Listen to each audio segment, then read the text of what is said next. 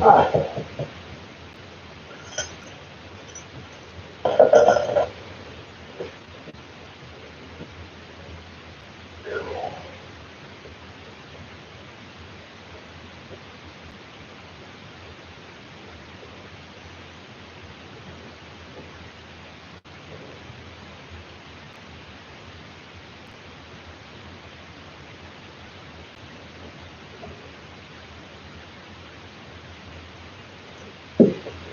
Welcome.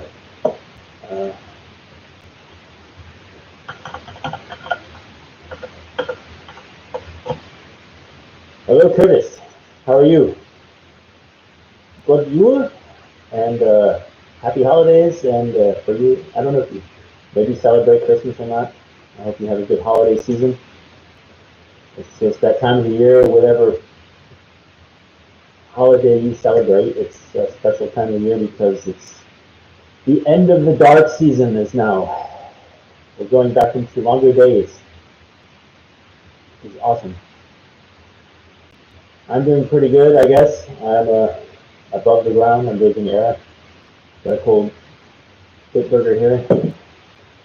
I actually wasn't going to go live today, but I got to keep that routine going for the algorithm for the YouTube, so that they can throw my channel out there more often. I was just actually working on updating my engine scan tool, and it's brand new and it's giving. I have to update it. It's pretty complicated getting the password stuff done. I thought I'd just go live stream real quick, see if anybody shows up. Yes, so today I've been working on the camp a little bit. I have my bobcat up and running, more or less, moving some dirt, working on the area that I had set up around the Viking hut there that I built. I'm evening that out so that it possibly have a loop that I could drive around it in a circle and use a lot more of the terrain there for my intended purpose. It's all a super steep hill, so really hard to do anything. It's all bushes and thorns, and so I decided to clean some of that out. I have some ideas that I would like to propose for plans of coming up soon, but I have to first get that all cleared out. Happy Yule. Hello, Bob. And yes, happy Yule. Well, everybody. I was just saying this is a Yule live stream today, and well, it's Yule is kind of gray area what exact day it falls on, but it's definitely from the 21st of December to the end of this year. That's a good time frame to say. Within, I say about 5 days generally. Yule is celebrated within that time frame individually. So a lot of people have different ways to celebrate Yule, traditions, or some people are more into the pagan idea of it, which is kind of a step out of mine. And that's all cool, but it's definitely a Viking topic today, so that's gonna be awesome. So how do you guys, do you celebrate Yule at all? I'd like to know. I'm very curious, because I really would like to have it. 2 years ago, I did a really nice party before all this worldly tragedy here. We had a really nice Yule fest with the entire Viking club out from the town, and it was absolutely a blast.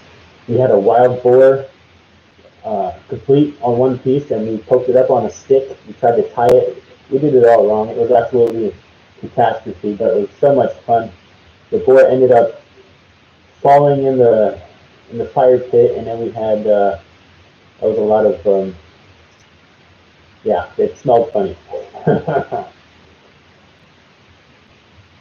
Oh, okay, cool.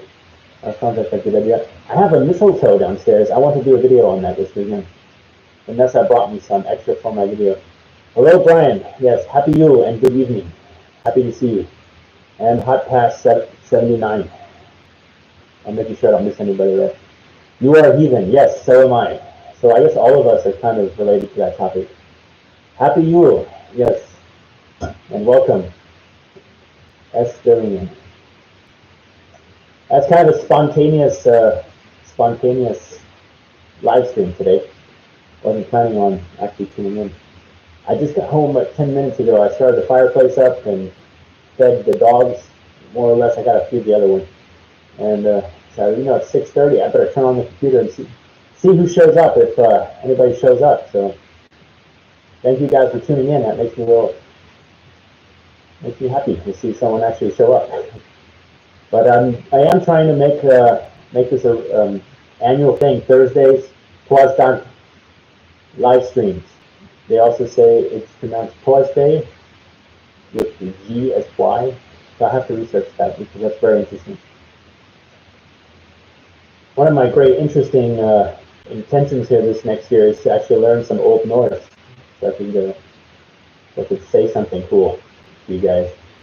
There's really no good source to go to actually get some information on how, like audio tapes, or it's real difficult to find a good source of information for that. Happy Jule. Excuse me. Yes. And Skull. Drinking a beer today. I'm not going anywhere. I'm going to be staying home now. I was out all day. I was off today taking care of some, let me just Skull.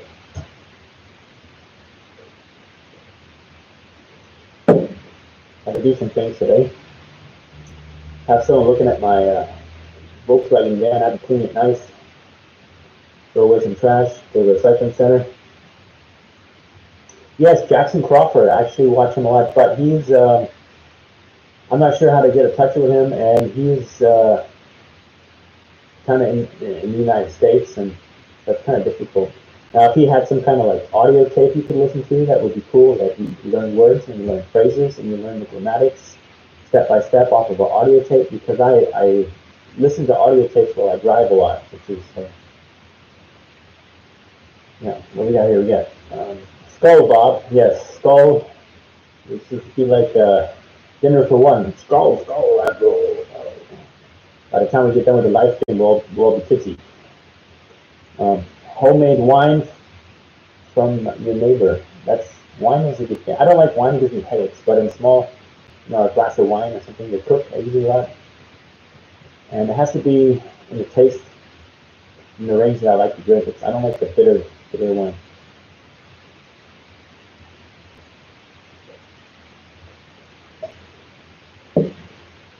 Eve for Christmas, yes. Maybe this year. I don't know if you've followed the last live stream. It was kind of short, but the bees have suffered I've suffered devastating losses on my bee colonies. I have 2 left, if that. I mean, they're very, very small. I don't know if they'll make it. They have plenty of food. Just the varroa mites and the weather. The weather just really ruined they couldn't populate like they were supposed to. It was a good start. February was good, and then March, April, May, we had snow and ice and rain and rain and rain. Basically wiped out my bee population. It was devastating. Every bee split that I made, out of 10, I only got 1 or 2 queens that actually develop and come back, and then I had trouble with them. So last year. I had so many bees, I didn't know what to do with them, and then I was giving colonies to some of the local beekeepers here that were having, sometimes with depopulation. We were trading constantly. But if I get some honey this year, I'm definitely going to set one big 20-liter of honey. We're going to make some mead with it. And we're going to make it the Viking way. We're going to mix it with berries and all kinds of cool things. Hopefully we don't get sick. Never done that before, so real interested to see if that'll work this year.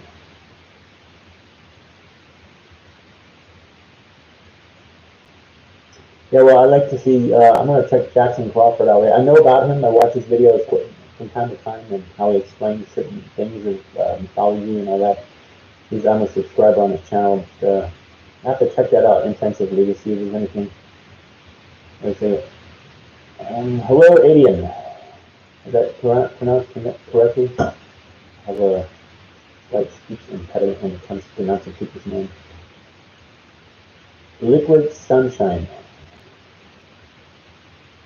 Raining. Well, I'm actually happy that it is not raining here.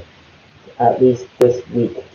I was able to get some ground moving done at the Viking camp. If it were one sprinkle from the sky, and that machine will get stuck.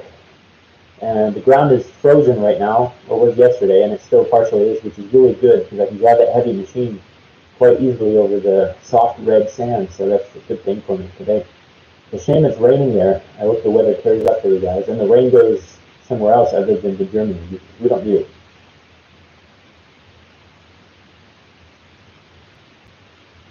Yeah, it's not just here in Germany too. I keep in touch with a lot of the German beekeepers, as well as some in France and England, Great Britain, and Italy. There's like a forum on the internet, and you can touch base with a couple of different countries, and everybody has the same problem. Whereas, though, I must say, 20 kilometers up the road from here, the beekeeper here, he had plenty of honey this year. It must have been, see, these professional beekeepers, they have so many colonies that a loss of 20 or 30 colonies is nothing for them. I had 15 at max point this summer, and it was, they were all split, so they were still tiny, and they didn't make it. And I had to see the queens, and the queens weren't quite well developed, and there's a lot of factors that ruined that this year. But I'm going to not give up. I have everything set up nice. I took down all of my beehives that were devastated. I cleaned them up. I torched you have to clean them out with a burner, like a torch. I did that yesterday. It took about 4 hours. Put everything away. I'm supposed to be getting a shipping container. Well, it's not a storage container. It's got separate elements that you can bolt together, and I can store all of my bee equipment, all of it, at the Viking camp. It's painted nice and green, and that'd be awesome. And I'll have all my supplies right there on spot instead of, my basement is just totally full at the moment. I can't move in there. I'll be able to declutter some of the basement. I'll have lots of my supplies from here and take them all to the Viking camp, which would be really cool. Hello, Stone Wolf Outdoors. Welcome. Glad to see you. As a surprising live stream because I didn't think anybody was going to show up. I didn't put an announcement out for this one. We're going to try to make this an annual thing, Thursday, the Torsdag or Thursday live stream. Yeah, the bees. I do enjoy it a lot, and what I really like to also try this year, if I can get around to it, is rabbits or chickens. But that's something you just can't jump into that. You have to be prepared. It's like the bees. I wanted to do it one year, and I wasn't prepared, so I waited an entire year researching and learning, reading books, and going out to people who have bees and just having them show me the basics. As my neighbor's dogs are barking away. So some more animals. And that would also mean more of my time. That's where I'm like, I don't know, more of my time, and that's something I don't have a lot of at this very moment. Yeah, but it'd be a definite plus add-on to the camp. Right now I got to get set up. I have my machine work to do. I'm evening out a lot of the field so that it's not such a hassle to work on by foot, by hand. We're going to be putting a lot of I've seen on the videos, you drive up the main strip on the left-hand side, there's that strip of field. We're going to be putting individual crops in there this year. Individual raised beds with little pathways in between. And that will help me to add some more historical appearance to the camp, as well as raise crops for myself to use in a further step of being self-sufficient. It's one of my goals. Mathematically, if I were to do that, it'd take me about 5 years, and basically this would be the first year where I actually try to start really building on that idea, because I have been spending the last 2 years working the camp to see what works, and I basically figured that out now. Got my old roundhouse built, which is a big plus for me. This summer, I just have to paint the roof again with tar and fix the door and do some work on the fireplace. Gradually, and there's time, it's time. And in the meanwhile, I'm looking around and I see this and this and this, and then comes bee season and it's crops and it's just, and it's all just me. So I got to plan it very carefully. Then I have the house. I have a full-time job and dogs. So that's my time. And I have cars that constantly break. So I have to fix those too. And then there's time to relax. I don't find that too often anymore, and it's really difficult. But I'm happy to be here with you guys now. It's a real pleasure to have you guys here.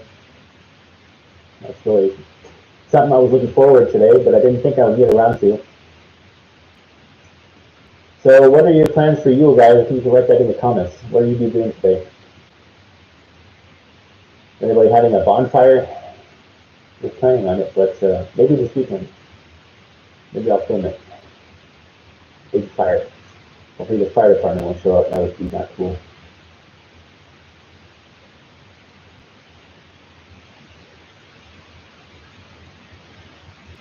Hello, Luke and Mum. How are you doing?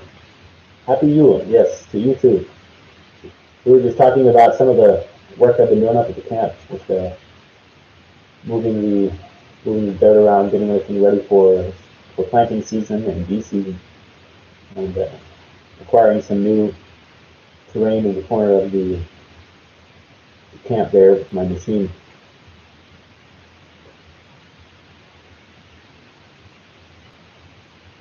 Yeah, I have plenty of fruit trees. And you're absolutely right, I need more. But before I plant more trees, I have to get some more property, because if I plant some more trees right now, I'll be losing out on a lot of terrain to be doing projects, which are what my channel is going to be lacking if I just have trees everywhere. So I planted some nice trees, some big trees, some historically, some trees that were, especially during the Viking Age, very important, so I can make videos about them. I've made some trees that in the future, probably 20 years down from now, but hopefully I'll still be around, in the future will yield plenty of fruits for me. And good morning, the Woodlander. How are you? Glad to see you. And happy Yule to you. Yes, what I'd like to get is, because I know Vanessa likes to eat those, escastamen cashews. I'm not sure if that's the right English word.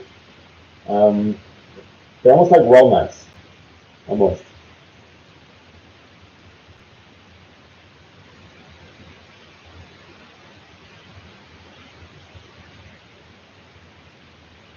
That's cool. That's sounds like fun with the presents there. I remember as a kid, that was the highlight of Christmas, was the presents. And I had a couple really, I think that Christmas, in its sense, as as we were growing up as children, is most likely the only positive aspect about that I can look back to.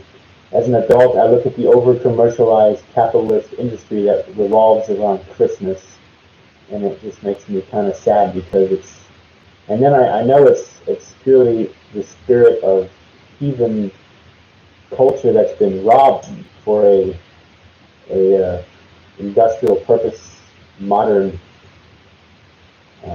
money making scheme. So I don't like that. And Christian, I mean, there's nothing wrong with the idea of it purely, but then the marketing scheme around it, I really don't. It just makes me kind of cringe at the whole thing, and makes the feeling unpleasant. Oh no, it's Christmas again.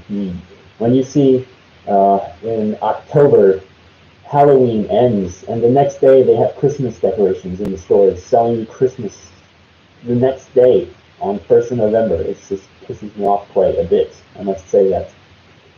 But I do remember in my childhood some really nice memories, and I cherish them quite dearly. But I understand now, as an adult, I look back at all of that and I realize the scheme behind the industrialized idea behind that. And so, gotta go feed the dogs. All right, that's important.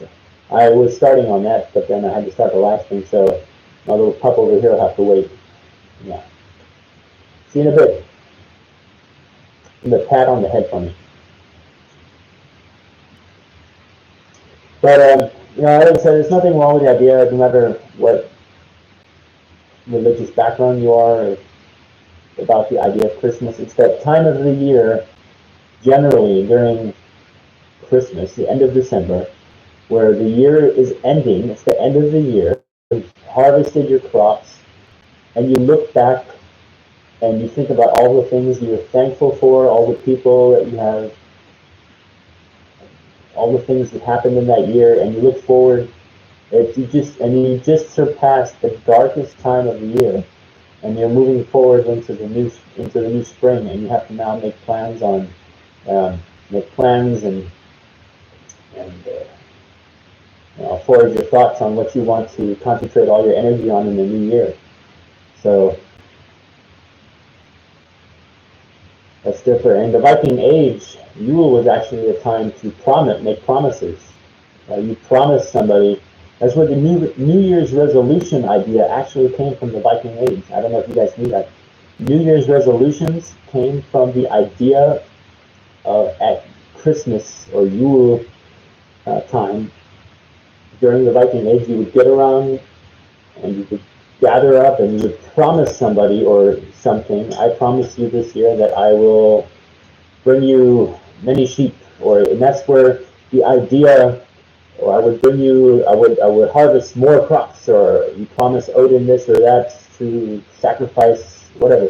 The idea of New Year's resolution actually came from the heathen idea of promising something during the end of the dark time of the year.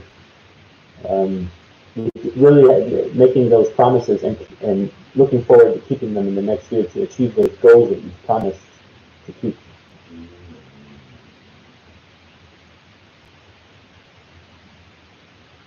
Quality gifts. Yeah, well, it's like I said, for children, it's a blast, and then when you grow up, it's kind of like, okay, and you start thinking differently about a lot of things. But that's okay. Yeah, that's where that came from. That's where that evolved out of New Year's resolutions idea.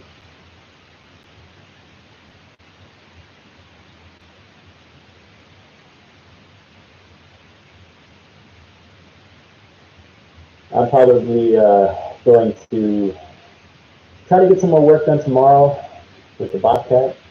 I have to move a lot of ground. I'm trying to even out the field a little bit. And if I get that done, and I have the camera, I've got to move a bunch of my firewood down to the parking lot. We built 2 enormous firewood storage shacks down in the parking lot, so I can remove a lot of that firewood storage up at the Viking camp, which frees up some more space for the cool stuff. And I'll go stack that up tomorrow. My fireplace is going all right here. I don't know if you can.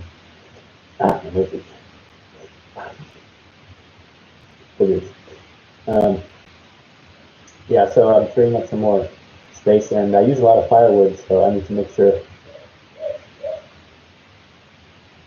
7 dogs. That's excuse me. Oh, my nose is really itchy. 7. I have 2 big dogs, and that's a lot of work. That must be 7 dogs, 5 cats. Wow, and 7 dogs. If they get along, I don't know. That's pretty cool. Cool. I was in the middle of it, and then I decided to come to you guys. They won't starve to death. They won't starve. They won't miss. If they miss a meal, they won't suffer too much. I will. When we get off the live stream here, first thing I'm gonna do is go feed the dogs. Let's go. Real thirsty.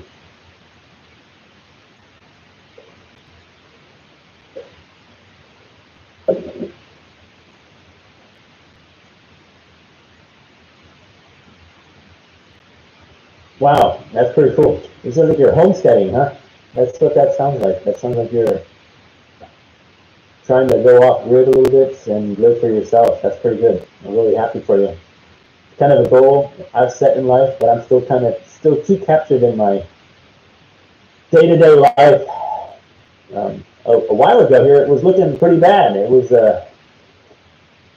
looking like my job wouldn't want to keep me around because I have certain ideas and ideals and beliefs on certain worldly topics that we're not allowed to talk about here on YouTube, so let's not do it. Off-grid homestead. I'm very happy to hear that. Thumbs up for me. I'm hoping to be there on my way there as soon as I can, but it's a bumpy road there, and as I'm by myself on this, and completely off-grid is not as easy as it sounds, or not as a lot of people think it's pretty cool, but if you've ever spent the night out in the forest at -6 degrees, you will be thankful for your hot bath when you come back in the house the next morning. You'll be thinking, like, do I really want to do this every day? Yeah, so you have to make sure that when you live off-grid, you have nice things. And warmth and shelter is one real important factor. One chicken. Wow. How do you keep one chicken? Isn't that chicken lonely? And you have to have a minimum of 3 chickens. Something like that. Must be a really special chicken. Must be real soft and fluffy. Is it, can you teach it tricks? Because we used to have a chicken. My friends used to have chickens, used to raise chickens, and she had some of her favorite chickens. She was almost like a small dog. You would call it would come, sit on your lap, and you could pet it, and you'd try to turn around, and she'd give it rewards and stuff. It's pretty cool. So it's a house chicken, though. That's awesome. So it's like a little pet. So it must be something real special. Yeah, the chickens are neat animals. They're very filthy. So I don't know if I'd let my chicken live in my house. Definitely, if I had a big backyard, definitely. But I only have like a 5 square meter plot of grass behind the house with a tree in it. It's enough to let the dogs out when the neighbors aren't home, because I have really special neighbors. When they realize I let my dogs out, they open the door and send theirs outside, so that they have fights at the fence every time. That's how people are, I guess. People have these little personal. But I smile at them and wish them well. Yeah, but chickens are cool. Oh, 9 years old. That's an old chicken. Yeah, normally they live about 4 years, 5 years maybe. But that's pretty cool. 9 years. 9 years. That's awesome. Yeah, it's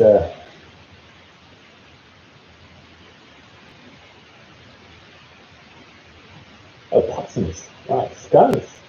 3 raccoons, squirrels, and a pigeon named Walter who has his own room. Oh, that is really awesome. Sounds like you have a lot to do in the morning when you get up. I can imagine that's a lot of attention that you need to give to those animals. A turtle, I don't know if a turtle can understand when you say hello to 3 turtles. Yes. 5 cats. Yeah, that's a lot of hello, petting animals and taking care of them. But that's pretty cool. A lot of animals. I think 2 dogs is already a lot of work. That's why I'm really skeptical about chickens and rabbits. But I think it's kind of like once you just make the jump and your mind is set for it, and you. Oh, my hair is really messed up today. I shaved my head a little bit today. And I really have to go back over it every couple of days so it stays nice. And then I have to recomb this out and tie it. Thinking about putting some silver jewelry in my hair. I can look like one of those weird looking guys that think they're modern Vikings, but it's kind of a modern trend. I don't know. That's a thing I'd like to mention actually as well, is Vikings and fashion. And like a lot of people watch the Assassin's Creed Valhalla here, for example, or the Vikings TV show. And if you look at all of the Viking reenactors, I would say the majority of them now all dress in the manner of what you see on those TV shows. And I think it's, I mean, on one side, I can completely relate to that, because when I saw Vikings, I thought it was a really, really cool TV show. Although the storyline, and it's all off. But it's a really, really cool TV show, and it's revolving around the Viking Age idea, and it's pretty cool. I really got attached to it quite quickly, and I was thinking about this haircut before I even watched the show, and then I watched the show. I was like, that's pretty cool. I want a haircut like that. So, and people always cry about my haircut. It's not Viking. Well, okay, that's not for you to decide. I think that Vikings, if they were alive today, especially back in the day, you had fashion like it is today. They would travel to the Middle East and see something there and bring it back home and wear it either the same way or wear it differently, and say, "Well, that's cool. Where'd you get that?" And then they'd make fashion. Every person um, had their own way of looking nice, and everybody dressed, in a certain manner with the clothes that they had. They had certain colors that they could dye the clothes. They had certain fabrics that they could wear, and everybody that had any type of wealth or recognition in society wanted to stand out. So fashion was a big thing. And if you compare that to today, you would see that what's going on with the reenactors and the people dressing up, I'd say it's modern Vikings, um, has a lot to do with that idea. It may not be historically correct, but it's actually not too far-fetched if you were to say, okay, well, let's just say the Viking Age went on instead of ended at about 1066 AD, and the Viking fashion continued to develop from influences within and from outside of Scandinavia and Europe and the rest of the world, and you would see people having different haircuts and different clothes and different ways to wear their hair or clothes, and it's definitely absolutely possible that they would cut their hair in this manner, or decorate their hair with beads or the beard, and definitely possible. For we know not much of the Viking Age fashion. We know a certain amount of colors that they had for their clothes because you can relate to what plants they were to use to make dyes from. We knew what fabrics they had. We have some archaeological evidence of certain fabrics and even entire tunics found in the ice or in bog swamps that they have retrieved. And so we can base a basic idea of what was already there and kind of use a little bit of human imagination. That if you have a base idea and just apply some human psychology in there, and then you have, of course, you have fashion. The women wore beads and from all over the trade, from all over the world, and the men brought them back special beads, and they showed them off as part of their fashion thing. The men, of course, they had especially if you're talking weapons now, Frankish crossbows and weapons of such things came back to the Vikings as from the Normandy, from northern France, from Normandy, is that how you say it in German? So he brought back those type of weapons. Coolest example, I think, is what's called Wootz steel. Wootz steel they used to make they call it the sword of Ulfric. The Ulfric swords were made of Wootz steel. And that steel was not produced in Scandinavia. They brought back ingots of Wootz steel from the Middle East, somewhere the Egyptian corner of the Middle East that they had brought back from trading, and they made those swords. Those were immaculate pieces of weaponry, and they were a status symbol and a statement that said, look, I wear this sword, I have this type of sword, I have something special. So that's another idea. And if you think about those basic ideas, it's most likely that they've brought back all kinds of, or developed their own fashion. Someone came out with the leather belt theory, for example. You can't tell me that a society so technologically advanced and with the capabilities of building such long ships with a simple set of tools. And you see the belts that this guy's wearing here, they're all wide belts. Archaeology says no, they all have small belts, like thin belts. Have you ever tried to wear a belt with all of your stuff on it that was only this skinny? First of all, it's going to dig into your side. It won't hold very well. It will constantly be pulling in it. No, I think they had, if you look at the European-style medieval war outfit, which we have detailed information of because of Latin and Christian literature, we have detailed information on how a war outfit looked. They had belts that were about 2 to 3 inches wide because they knew that was better. And if they had that, it was a simple thing that works well. And I'm sure that the Vikings had that as well.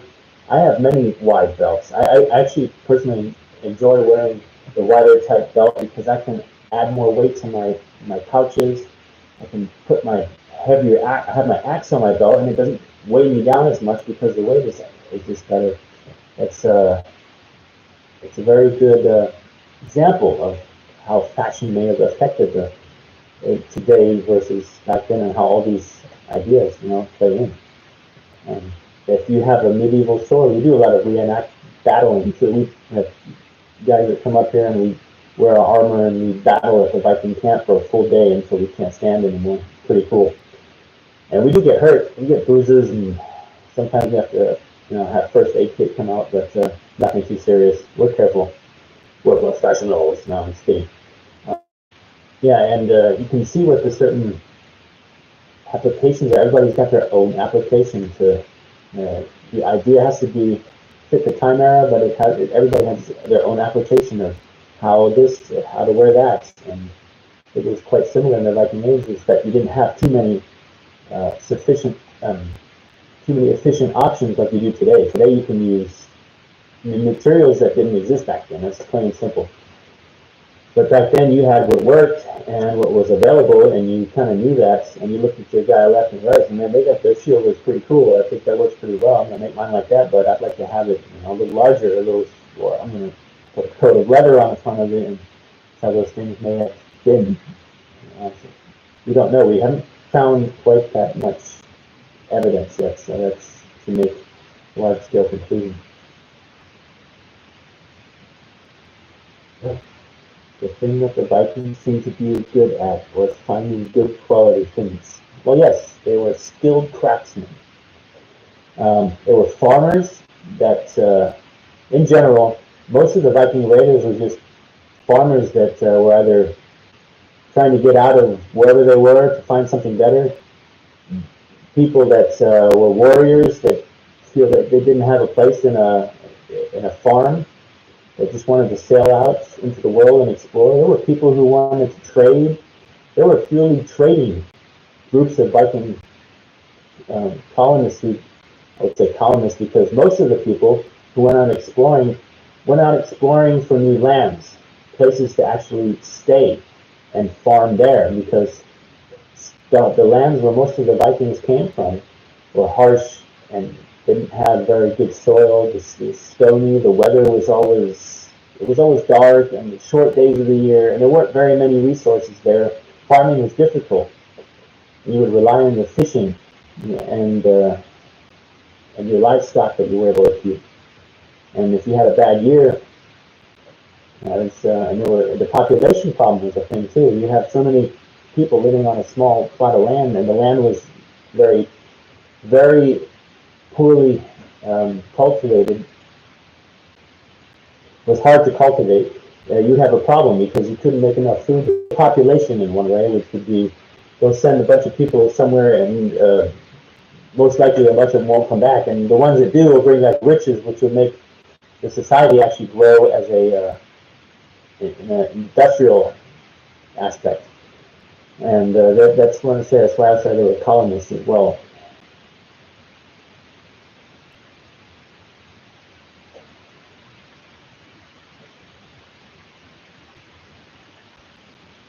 Yeah, stone, metal. See, nothing lasts forever on this planet. Nothing.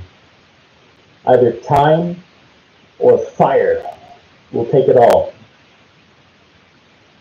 It's real simple. That's why I think a lot of civilizations have surpassed, that have been much more complex and developed than our current civilization today. And time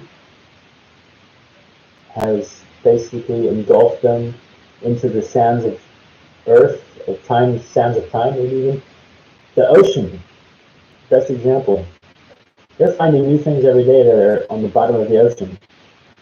Cities, ships, you name it. It's all at the bottom of the ocean. And I think the answer to a lot of questions that we have about history, the past, and civilization in general is a lot of it's concealed under our ocean waters. We may never even have the chance to explore that either, because the world is changing, and it might be that our current civilization suffers some kind of consequence as well. So there's always that question. Yes, they have been great woodworkers. The Scandinavian people, talented craftsmen in general. And if you look at if you want to make a nail and you have no iron, you have to take bog out of the bog. You go to the swamp and get bogged iron out of baking the turf there, and out of that iron, and you smelt it. And out of that smelted, you get bloom steel, and out of that bloom steel, you make nails. They knew how to do that. It's just out of nothing, go somewhere and create something. That's just amazing skills that we have long forgotten and are now just trying to rediscover slowly but surely, piece by piece. So many things lost to time. That is absolutely correct.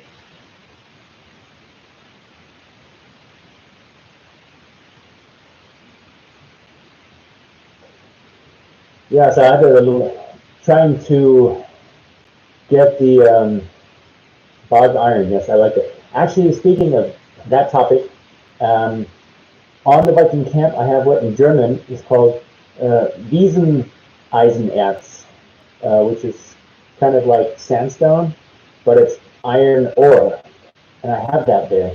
And I'm going to check it out at daylight tomorrow. I believe I found a big 10, 15 kilo piece of it, and there's plenty. And I'm going to be digging that up and keeping it specially in one place, and make smelt it into actual bogged iron, into a bloom steel. Exactly, that's the word I was looking for. I'm going to smelt it into bloom steel and forge that into something really cool. I'm going to try to make an axe with it. I really would like to have an axe out of that. A buddy of mine, Chris, he just started collecting up his blacksmith shop, and I'm helping him out quite a bit. And a little bit down the road here, we'll be starting a YouTube channel for him too. But yeah, he's looking forward to that too, because he likes to melt metals and stuff. He's got all the modern stuff to make. He built his own foundry, and we're on test and tuning that right now for copper and stuff like that. So that's going to be really, really cool. We're going to be really excited to do that. What I also want to do is I want to take a handful of that material, grind it up, and pan it through my gold pans. Just be curious to see what kind of metals I can pan out of there. That'd be really interesting. Make a short video about that, I'm sure. So I spent the last weekend. What I've noticed that YouTube picks up on a lot of the algorithm, and the video I did. The video I did about the bow. Yeah, I don't know if you guys watched it. It's, I think the one before the last. I found a nice little area not far from the Viking camp. It's about a 10-minute walk. It's sort of kind of hard to get to because it's all uphill and across a swampy field. But it's only about 10 minutes from the Viking camp. And I found this really small area. It's in the hazelnut woodland, and hazelnut makes for great bows and all kinds of other cool things. And so we sat there, Vanessa and I were doing some ideas. We didn't really know what to film out. We wanted to do a bushcraft bow now for a while. And I just said, let me just go get a piece of wood and make a bushcraft bow right here, right now. I had to most of the tools with me. I didn't bring the basic things like a piece of string. I didn't bring the bowstring material. I didn't think I was going to actually get done with it. I ended up shaving this hole in my hand here. I don't know if you guys can see it. It's kind of infected, but I'll put some hydrogen peroxide on it later, and that'll take care of it. So the bow, I ended up shaving it all down to almost its raw shape, and then I noticed that the piece of wood that I used had a bow to it, and when I went to turn it to shave off the sides that I needed, I shaved it off the wrong side. So now I have this nice bow that has a sideways. If you hold it, it has a sideways like this. So what I need to do is since it's still green wood, I've taken it down to the workshop here in the house, in the basement, and I've clamped it in the woodworking vise over that. Seems like Bjorn is live as well, so I'll be probably over joining his live stream here in just a minute. So we're gonna probably cut this live stream off here in just 5 minutes, but I really like to go say hello to him as well. And yeah, but the bow is the YouTube thing really picks up on the bushcraft idea. So my video did really well, and I'd like to thank you guys for tuning into that. Really trying to get YouTube to check out my channel here. I need 4,000 watch hours, and I'm not halfway there yet. I was this close, and I guess all those videos from last year, it's only within 12 months. So all those videos from last year rolled around, and it cut my watch time to less than a quarter of what I need to get the monetization started, which is, it was a big depressing moment for me. But we're going to try to do some live streams here, and I'm going to try to crank out videos, and hopefully 1 or 2 of them will get a real good snap from YouTube, and it'll do